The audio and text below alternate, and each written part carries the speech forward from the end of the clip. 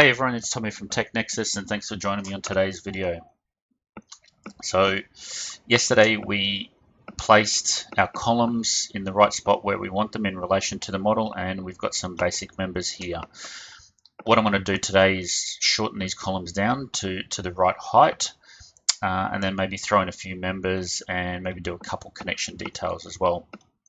So just thinking last night, I want to ultimately maybe be able to walk underneath here because I'm going to have some inline fittings that might drop down and need to be accessed by the operators as they walk underneath it. So rather than having it at 1400, I'm going to lift it up 900 mil, and then that way we've got a top of steel level there of 2300, so it gives people the ability to walk underneath.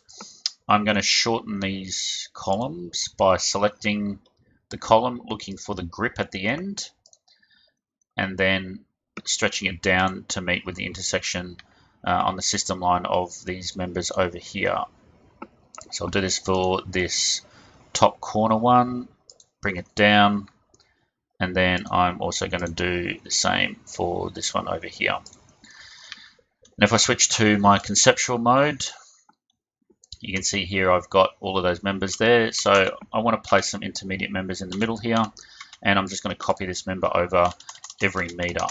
So in AutoCAD terms, if you start typing in the multiple values, you'll start spacing it out to those values that you type in.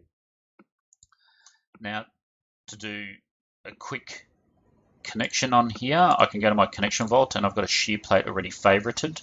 So I can just run the shear plate command on the major or the column there and the secondary beam. So for now, it's got just a small plate there with 2 bolts coming off it. So what we can do now is copy that around as a group. So I can select all of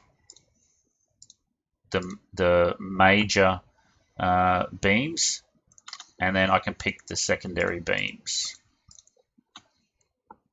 Okay, so what that is going to do is copy that all around, and now, well, I need to do one more over here, and then do another one over here as well. Okay, and over here, so it looks like I've forgotten a couple. So I do the same, copy to the major, to the secondary beams, and then they're all. So now you can see we've got all of those connections in there as well.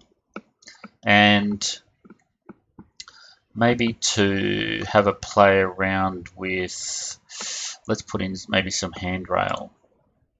So if I go to extended modeling, I can place normal handrailing or monowheels. So if I do monowheels, I can select the 3 objects and pick the start of the handrail,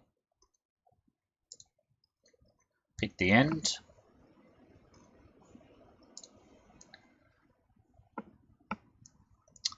okay, and there we've got the monowheels handrail. So I am going to need to massage that as well. So I'm going to make these side offset, so coming off the side here, so then that way we don't have to worry about aligning them on the flange here, and just making sure that it's again just a bit neater and tidier as well. So that's really what I'm going to cover today. I'm going to keep working on this, place some footings on here, maybe place a ladder or stairs. I don't know yet. I still need to work that out.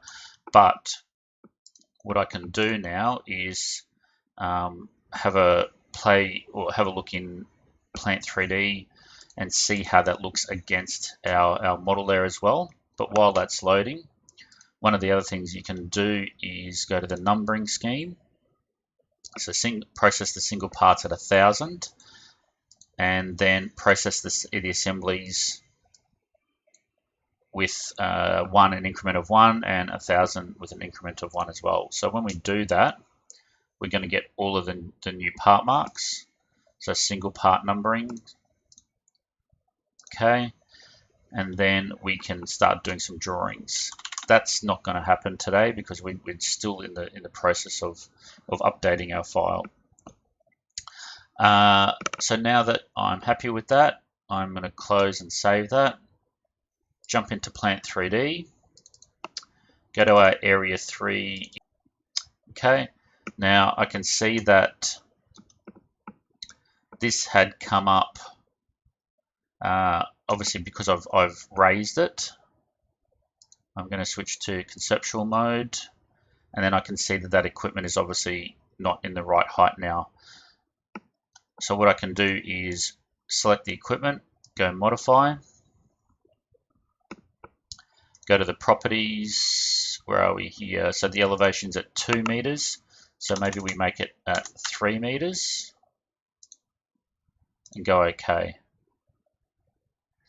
Okay, so now there it is there. I'm going to have to go back to advanced steel and adjust where this is positioned, and then that way we can get our supports for these saddles in the right spot as well. So I'm going to have to come back and adjust that model, have a play around with these saddle locations as well, probably make them a bit thinner and tidy up and neat, and all of these connections in here. So thanks for watching today. Thumbs up if you liked it, thumbs down if you didn't. Please subscribe to the channel and click on the bell icon to get my daily videos, and I will see you tomorrow.